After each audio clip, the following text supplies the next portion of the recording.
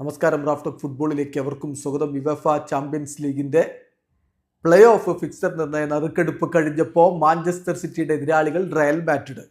അതിലിപ്പോൾ അവർക്ക് വലിയ ഞെട്ടലൊന്നും ഉണ്ടാവില്ല. ഒന്നുകിൽ റയൽ അല്ലെങ്കിൽ ബയേൺ എന്നുള്ളതാണ് അവരുടെ എതിരാളികളായിട്ട് അവർ കാത്തിരുന്നത്. ആരാണെന്ന് അറിഞ്ഞു എന്ന് മാത്രമേ ഉള്ളൂ. ഇപ്പോൾ ബയേൺ ആയാലും റയൽ ആണെങ്കിലും ഒക്കെ സിറ്റി ഒരേപോലെ നേരിട്ടിരുന്ന ഒരു കാലമുണ്ട്. പക്ഷേ ഇപ്പോൾ സിറ്റി അത്ര മികച്ച രൂപത്തിലല്ല. അതുകൊണ്ടാണ് ഈ ആശങ്ക. അല്ലെങ്കിൽ പിന്നെ പെപ്പിൻ്റെ സിറ്റിക്ക് ആരായാലും എന്ത്. പക്ഷെ ഇപ്പം അങ്ങനെയല്ല.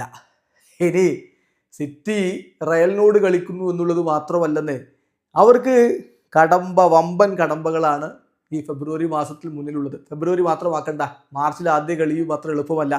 അടുത്ത 8 കളികൾ, അതിൽ FA കപ്പിൻ്റെ 4th റൗണ്ടിലുള്ളൊരു മത്സരം ഒഴികെ ബാക്കിയൊക്കെ കഠിന പോരാട്ടമാണ്.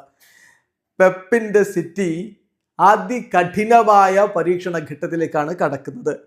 ഫെബ്രുവരി 2 അവരുടെ എതിരാളികൾ പ്രീമിയർ ലീഗിൽ ആഴ്സണലാണെങ്കിൽ ഫെബ്രുവരി 8 4th റൗണ്ട് FA കപ്പിന്റെ 4th റൗണ്ട് ലെയ്റ്റൻ ഓറിയന്റിനെതിരെ ആ ഒരു കളി മാത്രമാണ് അവർക്ക് ഒരു ആശ്വാസകരമായ കളിയുള്ളത്. അത് കഴിഞ്ഞാൽ ഫെബ്രുവരി 11 യുവേഫ ചാമ്പ്യൻസ് ലീഗിന്റെ പ്ലേ ഓഫ് പോരാട്ടം Manchester city versus Real Madrid അങ്ങ് എത്തിഹാദിൽ തന്നെയാണ് ആ കളി.